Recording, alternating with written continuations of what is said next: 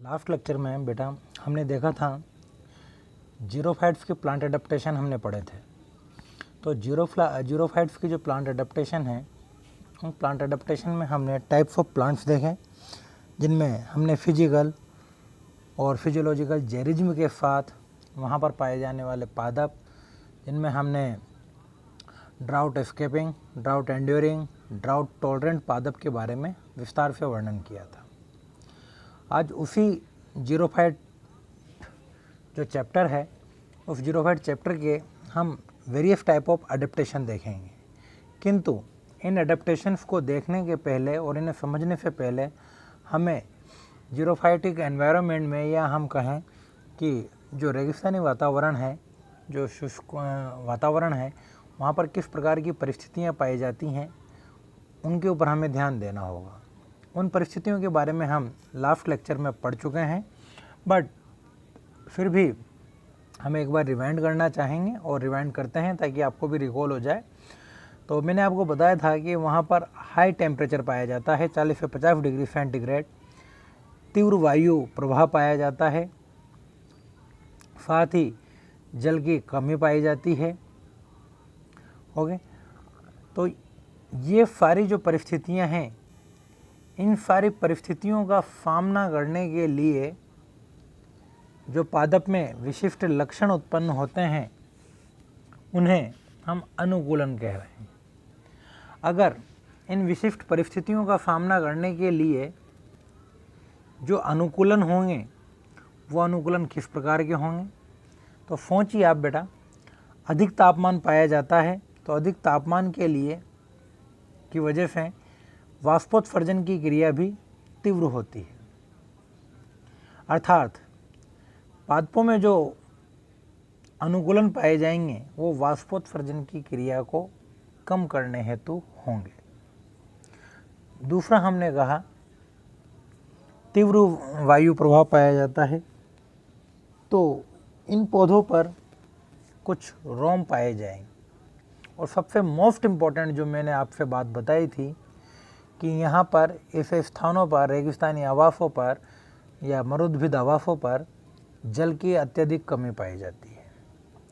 तो यहाँ इन पादपों में जो अडेप्टेशन होंगे, वो अडेप्टेशन जो संचित जल है उसे बचाए रखना, और एनवायरनमेंट में जो थोड़ा भी जो जल उपस्थित है उसे संचित करना। अर्थात में हम यहाँ पर कह सकते हैं कि पादपों का जो मुख्य कार्य होगा, वो वाटर को स्टोर करना होगा, वाटर को स्टोर करना, और साथ यहाँ पर जो जल उपस्थित है उस वाटर लॉस को रोकना होगा। अर्थात हम यहाँ पर कह सकते हैं कि पादपों में जो जल उपस्थित है, उस उपस्थित जल की हानि को या ह्रास को रोकना एवं वातावरण में उपस्थित जल का अवशोषण करना और वाटर स्टोरेज को बढ़ाना, इन तीनों तरह के अनुकूलन इन पादपों में पाए जाते हैं। तो हम यहाँ पर स्टडी स्टार्ट करते हैं जीरोफाइटिक अडेप्टेशन की। इन अनुकूलनों को हम यहाँ पर जिस प्रकार से हमने जलीय पादपों में पढ़ा था, उसी प्रकार से यहाँ पर 3 रूपों में डिस्क्राइब करेंगे, जिसमें पहला है मॉर्फोलॉजिकल अडेप्टेशन, यानी बाह्य आकारिकी में जो परिवर्तन देखे जाते हैं, जो अनुकूलन होते हैं वो। दूसरा हम पढ़ेंगे एनाटॉमिकल अडेप्टेशन, यानी आंतरिकी, शरीर की जो आंतरिकी हैं, जो विभिन्न ऊतक तंत्र हैं, उन ऊतक तंत्रों में, कोशिकाओं में किस प्रकार के परिवर्तन होते हैं, किस प्रकार के अनुकूलन होते हैं। थर्ड हम पढ़ेंगे फिजियोलॉजिकल अडेप्टेशन, यानी कि पादप कार्य में किस प्रकार के परिवर्तन किए जाते हैं जो इन पादपों को वहाँ रहने के अनुकूलित बनाते हैं। तो let's start now. First morphological adaptation. तो बेटा जब बात मॉर्फोलॉजिकल अडेप्टेशन की आती है और जब हम बात कर रहे हैं जीरोफाइट्स की, तो आप कुछ जिन्हें आप कैक्टस कहते हो, mostly all cactus are xerophytes, all xerophytes are not cactus. इस बात को याद रखिएगा कि सारे जीरोफाइट कैक्टस नहीं होते, जबकि अधिकांशतः सारे कैक्टस जीरोफाइट माने जाते हैं। तो यहाँ पर इनके मॉर्फोलॉजिकल यानी बाह्य आकारिकी की अगर हम बात करें तो इन पादपों का मूल तंत्र अति विकसित होता है। समझिएगा बेटा इन बातों को, मूल तंत्र अति विकसित, क्योंकि मैंने कहा वहाँ पर जल की कमी होती है, रेगिस्तानी आवासों में जल की कमी होती है, अर्थात बहुत अधिक गहराई पर जल पाया जाता है। तो इनकी जड़ें जो हैं अत्यधिक लंबी होती है ताकि वो अधिक गहराई तक जा सकें और जल को प्राप्त कर सकें। तो इनका मूल तंत्र हाईली वेल डिफाइंड होता है, अति विकसित प्रकार का होता है। नेक्स्ट यदि हम देखें इनका रूट शूट रेशो जो होता है वो होता है 3:10, अर्थात यदि शूट यहाँ पर जो है प्ररो छोटा जबकि जड़ें अत्यधिक लंबी होती है, for example prosopis cineraria. Okay, next adaptation, हम मॉर्फोलॉजिकल अडेप्टेशन यहाँ पर देखें तो ये किन प्रकार के हैं देखिएगा। इनका तना छोटा एवं काष्ठीय होता है। समझिएगा बेटा, इन पादपों की लंबाई कम होती है, यानी तना थोड़ा छोटा होगा और वो वुडी स्ट्रक्चर का होगा। वुडी स्ट्रक्चर यहाँ पर क्या कार्य करती है, हम यहाँ पर देखें कि वाष्पोत्सर्जन को रोकने का कार्य करती है, एक लेयर के रूप में यहाँ पर काम करती है और वाष्पोत्सर्जन को कम करने का कार्य करती है। नेक्स्ट यदि हम देखें जीरोफाइट्स प्लांट का तना चपटा एवं माफल हो जाता है जबकि पत्तियां कांटों में रूपांतरित हो जाती है, अतः यह लीफ एवं स्टेम दोनों का कार्य करती है। ये बेटा बहुत ही विशिष्ट कंडीशन है, एग्जाम में ये कई बार पूछा जाता है। What is phylloclade, what is cladode, what is cladophyll etcetera, ये कंडीशन और व्हाट इज फिल्लोइड कंडीशन। तो ये 4 तरह की कंडीशन हैं जो आपसे कई बार पूछी जाती हैं। उनमें से 2 बहुत ही इंपॉर्टेंट हैं, फाइलोक्लैड और क्लेडियोइड। आपको इनके 2 उदाहरण याद रखने हैं। फाइलोक्लैड का जो उदाहरण है वो है आपका सबसे मोस्ट इंपॉर्टेंट ओपुन्शिया। ओके, और नेक्स्ट इसका एक और उदाहरण है जिसे क्लेडोफिल भी कहा जाता है, रफकफ। नेक्स्ट जो पर्णापर्व वाला उदाहरण है वो है क्लेडियोइड, वो आपका माना जाता है फतावर्स हैं। तो समझिएगा बेटा, जीरोफाइट पादपों का स्टेम चपटा हो जाता है यानी तना चपटा हो जाता है, जबकि पत्तियां कांटों में रूपांतरित हो जाती है। ये कांटों में रूपांतरण क्यों है, वाष्पोत्सर्जन की क्रिया को कम करने के लिए। ओके, पत्तियां कांटों में रूपांतरित होगी, तना चौड़ा एवं हरा हो गया जो कि प्रकाश संश्लेषण का कार्य करता है। अब इस अवस्था को हम मुख्यतः क्या कहते हैं, फाइलोक्लैड यानी पर्णाभ स्तंभ। याद रखिएगा किसमें, ओपुन्शिया। यानी जब तना माफल हो जाए, पत्तियां कांटों में रूपांतरित हो जाएं और तना जो है जड़ एवं तना पत्ती एवं स्तंभ दोनों का कार्य करने लगे, तो इस अवस्था को क्या कहते हैं हम, पर्णाभ स्तंभ, फाइलोक्लैड। इस तरह की अवस्था जो है मोस्टली किसमें पाई जाती है, ओपुन्शिया में। ओके, ओपुन्शिया में ये अवस्था पाई जाती है और आपने देखा होगा उसकी सतह चिकनी होती है, पर्ण शूल के रूप में रूपांतरित होकर पर्ण सतह जो लाइट एब्जॉर्बिंग सरफेस है वो एरिया कम कर देती है। उस एरिया कम होने से जो है वाष्पोत्सर्जन की क्रिया कम हो जाती है। साथ ही हम यहाँ पर पूरा तना जो है प्रकाश संश्लेषण का कार्य करता है। इस अवस्था को हम क्या कहते हैं, फाइलोक्लैड।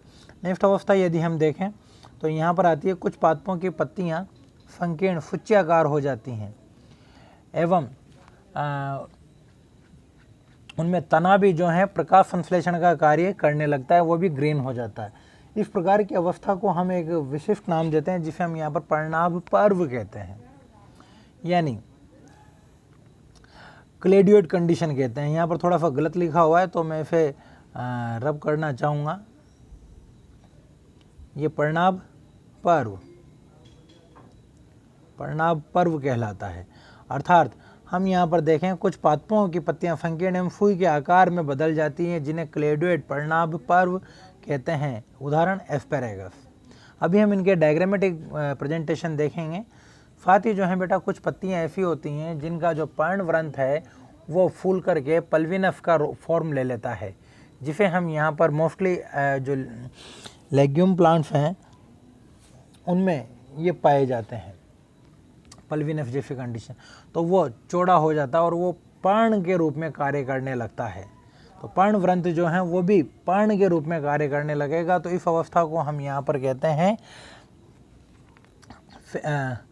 फिल्लोइड कंडीशन। ओके, तो नेक्स्ट याद रखिएगा, अपने को दो चीज़ें याद रखनी है मुख्यतः। इन पादपों में जो सारे के सारे अनुकूलन पाए जाएंगे वो अनुकूलन जल की हानि को रोकने के लिए एवं वाष्पोत्सर्जन को कम करने के लिए पाए जाएंगे, जल के संचय को बढ़ाने के लिए। नेक्स्ट यदि हम देखें, पत्तियां ऊर्ध्व दिशा में स्थित होती हैं। समझिएगा बेटा इसे, यानी कि ये पत्तियां जो हैं इस तरफ से ओरिएंटेड होती हैं, लीव्स इस तरफ से ओरिएंटेड होती हैं। तो सूर्य की जो लाइट है वो इन पर तिरछी पड़ती है। अर्थात हम यहाँ पर कहें यदि ये लीव्स इस तरफ से होती तो सरफेस एरिया जो है सूर्य के प्रकाश का वो यहाँ पर सर्वाधिक होता और इस कंडीशन में ट्रांसपिरेशन रेट भी बढ़ जाती। जबकि पत्तियों के ऊर्ध्व रूप में होने के कारण, पत्तियों के ऊर्ध्व दिशा में होने के कारण यहाँ पर सूर्य का प्रकाश इन पर तिरछा पड़ता है, जिसके कारण वाष्पोत्सर्जन की दर कम हो जाती है। अर्थात इस तरह का उदाहरण आप नीरियम में देखने को आपको मिलेगा। नीरियम की पत्तियां जो हैं थोड़ी हम यहाँ पर कहें कि तिरछी पाई जाती है, जिसके परिणाम स्वरूप उनमें वाष्पोत्सर्जन की दर कम होती है। जबकि अधिकांश पादपों की पत्तियां ये शेप लिए हुए होती हैं और नीरियम की पत्तियां इस तरफ से थोड़ी तिरछी होती हैं, ऑब्लिक होती हैं। नेक्स्ट हम यहाँ पर देखें, पत्तियों की सतह चिकनी एवं चमकदार होती है। कैसी होती हैं? चिकनी एवं चमकदार। चिकनी एवं चमकदार का अर्थ क्या हुआ कि यहाँ पर जब सूर्य की प्रकाश की किरणें आएंगी तो वो वापस रिफ्लेक्ट हो जाएंगी, और जब रिफ्लेक्ट हो जाएंगी तो टेम्परेचर नहीं बढ़ेगा। जब टेम्परेचर नहीं बढ़ेगा तो यहाँ पर पत्तियों पर से वाष्पोत्सर्जन यानी ट्रांसपिरेशन रेट जो है कम हो। तो हम यहाँ पर इसे इस रूप में देखें। नेक्स्ट, ट्रांसपिरेशन को कम करने हेतु तो स्पाइन्स उपस्थित होते हैं। अगर हम देखें यहाँ पर मैंने आपको एफेमरल पादप बताए थे जो कि ड्राउट एस्केपर्स बताए पादपों के रूप में थे, यानी एस्केप एक वर्षीय पादप जो होते हैं वो सूखा अवस्था आने से पूर्व ही पलायन कर जाते हैं। अर्थात इन पादपों में जो हैं स्पाइन्स पाए जाते हैं, कांटे पाए जाते हैं, और ये कांटे भी जो हैं यहाँ पर वाष्पोत्सर्जन की जो सतह है, पत्तियों की जो सतह के सरफेस एरिया को, क्षेत्रफल को कम करते हैं। समझिएगा बेटा, इस डायग्राम से मैं यहाँ पर प्लॉटेड करके बता रहा हूँ कि मान लीजिए लीव्स है, इस लीव्स के ऊपर ये स्पाइन्स पाए जा रहे हैं, इस तरह से ये स्पाइन्स उपस्थित होते हैं। तो यहाँ पर इनके जो स्पाइन्स हैं, अगर इनके एक प्रॉपर एरिया को लिया जाए तो लगभग 3 से 4% पत्ती की सतह पर ये स्पाइन्स पाए जाते हैं। अर्थात 3 से 4% प्रकाश वाष्पोत्सर्जन की सतह को इन्होंने कम कर दिया। तो अर्थात जिन पादपों में ये स्पाइन्स पाए जाते हैं, कांटे पाए जाते हैं, वो वाष्पोत्सर्जन की, पत्ती की वाष्पोत्सर्जन की सतह को कम करते हैं, जिसके परिणाम स्वरूप जल की हानि को रोका जाता है। नेक्स्ट यदि हम देखें यहाँ पर पत्तियाँ आशुपाती होती हैं। आशुपाती का मतलब समझिएगा बेटा, यहाँ पर जो हैं परसिस्टेंट, कैडुगोफ, इस तरह की यहाँ पर कैडुगोफ प्रकार की पत्तियाँ होती है। आशुपाती, आशुपाती का मतलब है ये पत्तियाँ जो हैं मैच्योरेशन यानी फलन से पूर्व ही गिर जाती है। तो अर्थात यहाँ पर हम कहें कि पत्तियाँ जो हैं लंबे समय तक नहीं उपस्थित नहीं रहती, जिसके कारण वाष्पोत्सर्जन की दर कम हो जाती है। नेक्स्ट हम यहाँ देखें, वाटर लॉस को रोकने हेतु इसमें अपर एपिडर्मिस में बुल्लीफॉर्म सेल्स पाई जाती हैं जो जल की कमी को रोकती हैं। अर्थात यहाँ पर हम यहाँ पर कहें जल की कमी होने पर ये जो हैं कर्ल हो जाती हैं, मुड़ जाती हैं। ये एक बहुत ही विशिष्ट कैरेक्टर है जो हम अभी एनाटॉमी में समझेंगे, एनाटॉमिकल एडेप्टेशन में। ये देखिए एमोफिला, फामा, पोहा, इनमें ये पाया जाता है। नेक्स्ट स्लाइड देखते हैं। यहाँ पर ये जो पादप पाए जा रहे हैं, मैंने अभी आपको बताया था फाइलोक्लैड, ओपुन्शिया में भी इसी प्रकार से पाया जाता है। उसका तना जो है वो चौड़ा हो जाता है और चौड़ा हो करके तना और पत्ती दोनों का कार्य करने लगता है। तो इस तरह की अवस्था को हम क्या कहते हैं, क्लेडियोइड फाइलोक्लेड कंडीशन। ओके, तो ये फाइलोक्लेड कंडीशन पाई जा रही है। It is a modification of stem, यानी ये किसका रूपांतरण है, तने का। ये याद रखना जरूरी है आपका, तने का रूपांतरण है या पत्ती का। नेक्स्ट देखिएगा आप, क्लेडियोइड कंडीशन, जो कि मैंने आपको बताया था एस्पेरेगस में उपस्थित होती हैं। यहाँ पर अगर हम देखें, ये पत्तियाँ इसमें फुच्चाकार होती हैं, इसके साथ तना भी जो है वो फुच्चाकार हो जाता है और इसके साथ वो भी प्रकाश संश्लेषण की क्रिया करने लगता है। तो ये अवस्था है क्लेडियोइड कंडीशन। नेक्स्ट यदि हम देखें तो इसमें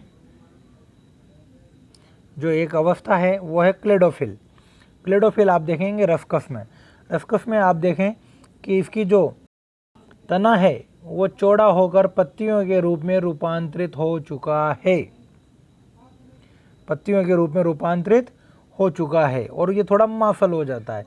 तो इस प्रकार से ये जो है यहाँ पर प्रकाश संश्लेषण करने का कार्य करते हैं और वाष्पोत्सर्जन को कम करने का कार्य करते हैं। तो ये स्टेम जो है इस प्रकार से रूपांतरित हो जाते हैं। तो इसे क्लेडोफिल, रफकस में क्लेडोफिल। यदि बात करें हम ओपुन्शिया की और होमो कैलेडियम की, तो यहाँ पर वो है फाइलोक्लेड। इसी प्रकार से मैंने लास्ट स्टेज आपको बताई थी एक और, फिल्लोइड, अर्थात जो पत्तियों का पर्णव्रंथ है वो पर्णव्रंथ थोड़ा चौड़ा हो जाता है, पल्विनस के रूप में यहाँ पर थोड़ा चौड़ा हो जाता है और चौड़ा होकर के यहाँ पर पर्ण के रूप में ही रूपांतरित हो जाता है। तो इस अवस्था को हम यहाँ पर कहते हैं फिल्लोइड कंडीशन। ये लीफ का मॉडिफिकेशन फॉर्म है। अगर हम आगे यहाँ पर चलें तो पादप आर्द्रताग्राही अंगोयुक्त होते हैं, जैसे कन्वोलुलस शंखपुष्पी में। इसी के साथ यहाँ पर दो अवस्थाएं अगर आप देखेंगे बेटा तो बहुत इंपॉर्टेंट हैं ये। स्क्लेराफिल, यानी कि पत्तियाँ मोटी चर्मिल होती हैं, मोटी चर्मिल होती हैं, जो कि विल्टिंग या म्लानिता को कम करती हैं। नेक्स्ट यहाँ पर जो है ये है ट्राइकोफिली। ये अवस्था क्या है, कुछ पादपों में ट्राइकोफिली जैसी अवस्था पाई जाती है, अर्थात इन पत्तियों पर मोम सदृश पदार्थों का जमाव हो जाता है। फॉर एग्जाम्पल एरुआ। यहाँ आपको मैं वापस एक बार रिमाइंड कराना चाहूँगा कि all type of modifications are just for to reduce the loss of water, to store the water, okay, and to reduce the rate of transpiration. यहाँ पर प्लांट्स में सारे आकारों की रूपांतरण ट्रांसपिरेशन को कम करने हेतु पाए जाते हैं। कुछ पादपों में पेटियोल, ये देखिएगा फिल्लोइड कंडीशन, यहाँ पर पर्णाभ व्रंत कहा जाता है। अभी मैंने आपको बताया था ये पर्णाभ व्रंत, देखिएगा वापस, ये फिल्लोइड कंडीशन, ये जो है आपका पर्णाभ व्रंत। ओके, पादपों में पेटियोल, जो पर्ण व्रंत होता है वो मोटा हुआ माफल होकर हरा हो जाता है, जिसे क्या कहते हैं, पर्णाभ व्रंत। ओके, तो these are the some specific type of morphological adaptation and next is anatomical adaptation. ध्यान दीजिएगा बेटा, एनाटॉमिकल अडेप्टेशन क्या होते हैं। एनाटॉमिकल अडेप्टेशन वो अडेप्टेशन है जो पादप के आंतरिक भागों में पाए जाते हैं, यानी कि जब आप पादप का सेक्शन कट करते हो तो वहाँ पर उसके कोशिकाओं में और वह उत्तकों में जो विभिन्न रूपांतरण पाए जाते हैं, ये रूपांतरण आपके एनाटॉमिकल अडेप्टेशन कहलाते हैं। यदि हम इन एनाटॉमिकल अडेप्टेशंस के बारे में पढ़ें तो वे ऑल्सो नोन दैट, वापस रिमाइंड कर रहा हूँ कि वहाँ पर जल की कमी पाई जाती है और इस जल की कमी को पूर्ण करने के लिए इनमें विभिन्न शारीरिक अनुकूलन जल संग्रहण एवं वाष्पोत्सर्जन को कम करने के लिए उपस्थित होते हैं। इट फर्स्ट बहुत ही इम्पोर्टेंट है, कई बार क्वेश्चन पूछा जाता है, नीरियम इंडिगम के लीव्स मल्टी लेयर्ड एपिडर्मिस वाली होती है, यानी इनमें अगर हम बात करें तो एनाटॉमिकल स्पेसिफिकेशन अगर देखें तो मरुद्भिद पादपों में एपिडर्मिस एवं हाइपोडर्मिस मल्टी लेयर्ड पाई जाती है। मल्टी लेयर्ड के पाए जाने के का रीज़न है ये देखिएगा, यदि मल्टी लेयर्ड एपिडर्मिस या हाइपोडर्मिस पाई जा रही है तो सनलाइट जब आती है तो सनलाइट इन तक आसानी से नहीं पहुंच पाती और जो वाटर स्टोरेज रीजन है वो बच जाता है। यानी कि मल्टी लेयर्ड का मतलब है ये यहाँ पर ट्रांसपिरेशन को रोकने का कार्य करती हैं। इनकी पत्तियों पर मोम सदृश पदार्थ उपस्थित होते हैं जैसे केलोट्रोपिस प्रोसेरा। नेक्स्ट यदि हम देखें यहाँ पर तो इन पादपों में फंकन स्टोमेटा पाए जाते हैं। फंकन यानी गर्तीय रंध्र, इन गर्तीय रंध्रों पर यहाँ पर रोम पाए जाते हैं। अभी मैं डायग्रामेटिक रिप्रेजेंटेशन से हम यहाँ पर शो करेंगे और स्टोमेटा यहाँ उपस्थित होते हैं। तो सनलाइट जो है डायरेक्ट यहाँ तक नहीं पहुँच पाती और जो पहुँचती है तो वो बहुत कम सनलाइट होती है। ये सनलाइट क्या कर देती है, हम यहाँ पर सीधा सा कह रहे हैं ट्रांसपिरेशन को कम कर देती है, वाष्पोत्सर्जन की क्रिया को कम कर देती है। तो this type of sunken stomata are mostly present on dorsal surface of leaf, अर्थात इस तरह के जो स्टोमेटा होते हैं वो पादप की पत्तियों के ऊपरी सतह पर ना पाए जाकर के निचली सतह पर पाए जाते हैं, जिसके कारण पादप की वाष्पोत्सर्जन की दर कम हो जाती है। And these are also covered by stomatal epidermal hairs.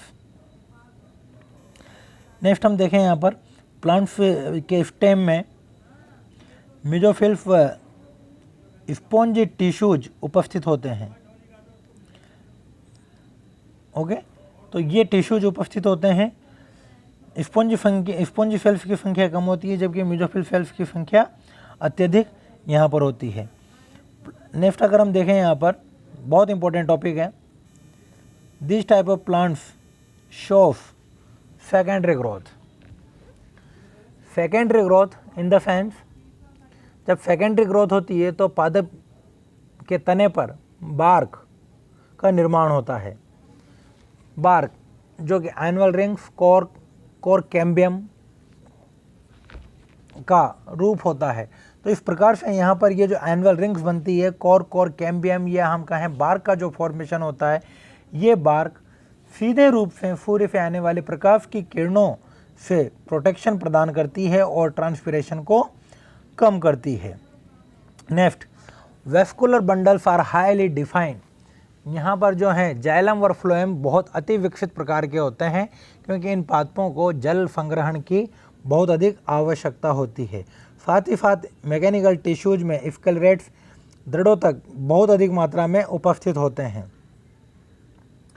अगर हम यहाँ पर देखें बहुत सी जो मरुस्थलीय घासें हैं उन पर सिलिका का डिपोजिशन पाया जाता है। ये सिलिका का डिपोजिशन जो है इन्हें जानवरों से बचाने का काम करता है। साथ ही साथ सिलिका के डिपोजिशन के कारण जो सूर्य की किरणें हैं वो इस सिलिका से टकराकर परावर्तित हो जाती हैं और इस परावर्तन के फलस्वरूप सूर्य का प्रकाश पत्तियों पर कम गिरता है जो कि वाष्पोत्सर्जन की क्रिया को, ट्रांसपिरेशन की क्रिया को कम करने में सहायक होता है। इसी प्रकार अगर हम दूसरी ओर देखें तो ये बहुत ही इंपॉर्टेंट टॉपिक है, some specific type of plants, जिसमें अभी हमने पढ़ा था एमोफिला, फामा, पोहा एक्सेट्रा। इस तरह के जो प्लांट्स होते हैं उनकी एपिडर्मिस सेल्स में, याद रखिएगा बेटा बहुत इंपॉर्टेंट क्वेश्चन है, एपिडर्मल लेयर में कुछ स्पेसिफिक टाइप की बड़ी सेल्स होती हैं। These are known as bulliform cells. ये बुलिफॉर्म सेल्स जब जल की कमी होती है तो ये स्वेलअप हो जाती हैं, जल को संग्रहित कर स्वेलअप हो जाती हैं और स्वेलअप होने के बाद श्रिंक हो जाती हैं। ओके, ये इस रूप में पत्तियां श्रिंक हो जाती हैं। यदि मैं कहूँ कि यहाँ पर ये इस प्रकार की कोई लीफ है तो एपिडर्मल सेल्स पर बुलिफॉर्म सेल्स पाई जाती है और तीव्र प्रकाश में और जल की कमी पर ये पत्ती जो हैं इस तरह से फोल्ड हो जाती है। तो these are bulliform cells. If ये जो बुलिफॉर्म सेल्स हैं पत्तियों को मोड़ लेती हैं, इस अवस्था को यानी घूर्णित हो जाती हैं, इस अवस्था को हम यहाँ पर घूर्णन भी कहते हैं। तो ये जो है किसकी सहायता से होता है, बुलिफॉर्म सेल्स की सहायता से। नेक्स्ट यदि हम देखें, कॉर्टेक्स की कोशिकाओं में क्लोरोफिल वर्णक उपस्थित होता है। कॉर्टेक्स में भी क्लोरोफिल प्रेजेंट होता है जो कि फोटोसिंथेसिस की क्रिया में सहायक होता है। इसका यदि हम ग्राफिकल रिप्रेजेंटेशन देखें तो अभी मैंने आपको बताया बुलिफॉर्म सेल्स, जो स्टोमेटास हैं और एपिडर्मल सेल्स हैं, उसके कुछ सेल्स जो हैं यहाँ पर फूल करके स्वेलअप हो जाती हैं। ये यहाँ पर आपको कुछ फूली हुई कोशिकाएं नजर आ रही हैं, जबकि ये यहाँ पर फूली हुई कम है। तो this type of cells are known as bulliform cells, जो कि जल की कमी की उपस्थिति में, यहाँ पर देखिएगा लोअर एपिडर्मिस में यहाँ पर सारी स्टेम सेल्स हैं, जबकि यहाँ पर कुछ कोशिकाएँ जो हैं काफ़ी अधिक बड़ी हैं, एनलार्ज हैं। इन सेल्स को बुलिफॉर्म सेल्स कहा जाता है। ये जब जल की कमी होती है या तीव्र प्रकाश होता है तो पत्तियों को मोड़ लेती हैं, कोयल कर लेती हैं। इस अवस्था में सोचिए आप, एक पर्ण इस रूप में है और दूसरी इस रूप में है, तो यहाँ पर प्रकाश कम मात्रा में गिरेगा, जिसके परिणाम स्वरूप वाष्पोत्सर्जन की क्रिया कम होगी। नेक्स्ट यदि हम दूसरी ओर देखें तो यहाँ पर इन पत्तियों में नीरियम को जो है बेटा हम बहुत ही रोचक जीरोफाइट्स की कैटेगरी में मानते हैं। ये वो जीरोफाइट्स है जिसमें लगभग जीरोफाइट्स में पाए जाने वाले सभी अनुकूलन यहाँ पर अधिकांशतः उपस्थित होते हैं और किसी भी प्रतिकूल परिस्थिति में ये पादप ग्रो कर सकते हैं। तो यहाँ पर आप देखिएगा नीरियम लीफ, यहाँ पर थिक क्यूटिकल यहाँ उपस्थित होती है। इस थिक क्यूटिकल के साथ मल्टी लेयर्ड एपिडर्मिस और हाइपोडर्मिस यहाँ उपस्थित होती हैं। साथ ही साथ आप यहाँ पर देखिएगा, इस आपको नज़र आ रहा है पहली fat tissues are high while spongy tissues, यदि आप यहाँ पर ये देखते हैं तो स्पॉन्जी टिश्यूज यहाँ पर बहुत ही कम संख्या में उपस्थित हैं, जो कि हमने अभी बताया प्रकाश संश्लेषण को बढ़ाने का कार्य करते हैं ये। तो यहाँ पर स्पॉन्जी टिश्यूज जीरोफाइट्स में मोस्टली कम पाए जाते हैं। नेक्स्ट यदि हम देखें तो इस डायग्राम में आपको नज़र आ रहा है ये फंकन स्टोमेटास यहाँ पर नज़र आ रहे हैं, गर्तीय रंध्र यानी डोर्सल सरफेस पे यहाँ पर पाए जा रहे हैं। ये डोर्सल सरफेस पे पाए जा रहे हैं और डोर्सल सरफेस के साथ ये जो आपको एरिया नज़र आ रहा है दीजिए फंकन स्टोमेटा, यहाँ पर आपके एपिडर्मल हेल्स स्टोमेटल हेल्स यहाँ पर प्रेजेंट हैं। ये भी जो हैं सूर्य के प्रकाश की किरणों को रोकने का काम करते हैं, परावर्तन का कार्य करते हैं, जिसके फलस्वरूप यहाँ पर वाष्पोत्सर्जन की क्रिया कम हो जाती है। नेक्स्ट लास्ट हम यहाँ पर देखते हैं फिजियोलॉजिकल अडेप्टेशन। फिजियोलॉजिकल अडेप्टेशन जो है बेटा एक बहुत ही इंपॉर्टेंट पार्ट है। यहाँ पर अगर हम देखें जीरोफाइट्स में फोटोसिंथेसिस की क्रिया को बढ़ाने के लिए इनमें एक विशिष्ट साइकिल पाई जाती है जिसे CAM साइकिल कहते हैं, यानी इनके स्टोमेटा रात्रि के समय खुलते हैं। रात्रि के समय खुलने वाले स्टोमेटा को हम क्या कहते हैं, स्कोटो एक्टिव स्टोमेटा। जहाँ रात्रि में स्टोमेटा खुलते हैं एवं प्रकाश संश्लेषण की क्रिया होती है, भोजन संग्रहण होता है, उस विशिष्ट साइकिल को हम यहाँ पर CAM साइकिल के रूप में काउंट करते हैं। अर्थात आपको याद होना चाहिए कि जीरोफाइट्स में विशिष्ट चक्र पाया जाता है जिसे CAM चक्र कहा जाता है। नेक्स्ट यदि हम देखें जीरोफाइट्स में प्रोटोप्लाज्म गाढ़ा होता है, अर्थात इनका OP ऑस्मोटिक प्रेशर जलीय पादपों की तुलना में अधिक, जबकि हैलोफाइट्स की तुलना में कम होता है। हम यहाँ पर कह सकते हैं कि इनका प्रोटोप्लाज्म गाढ़ा होता है, साइटोप्लाज्म गाढ़ा होता है, जिसके परिणाम स्वरूप इनका ऑस्मोटिक प्रेशर भी उच्च हो जाता है। ये ऑस्मोटिक प्रेशर इन पादपों को ड्राउट वाली कंडीशन यानी सूखे वाली जो परिस्थितियाँ होती हैं, प्रतिकूल परिस्थितियाँ होती हैं, उन प्रतिकूल परिस्थितियों से बचाए रखने का कार्य करता है। नेक्स्ट यदि हम देखें यहाँ पर जीरोफाइट्स में कैटेलेज, परऑक्सीडेज, एमाइलेज एंजाइम सक्रिय रहते हैं। जीरोफाइट्स में कैटेलेज, परऑक्सीडेज, एमाइलेज, कैटेलेज आदि एंजाइम सक्रिय रहते हैं। साथ ही साथ पॉलीसेकेराइड्स जो हैं वो कोलाइडल नेचर वाले पदार्थों में कन्वर्ट हो जाती हैं और जो कोलाइडी नेचर के जो पदार्थ होते हैं वो जल के अत्यधिक अवशोषण में सहायक होते हैं। अर्थात जहाँ पर जल कम मात्रा में उपस्थित हो और एनवायरनमेंट में जो थोड़ा बहुत भी जो जल होता है उस जल को ये अवशोषित करने का कार्य करते हैं। तो ये पादप की जल धारण क्षमता को बढ़ाते हैं। लास्ट, इनमें ऑयल, रेजिन, लेटेक्स एवं एल्केलॉइड्स उपस्थित होते हैं। ये एल्केलॉइड्स इन्हें जल के हाफ को रोकने में सहायक होते हैं एवं ट्रांसपिरेशन को कम करने में सहायक होते हैं। होपफुली ये वीडियो आपको समझ में आया होगा। इसके बाद हम नेक्स्ट जो वीडियो लेंगे होगा हैलोफाइट्स का।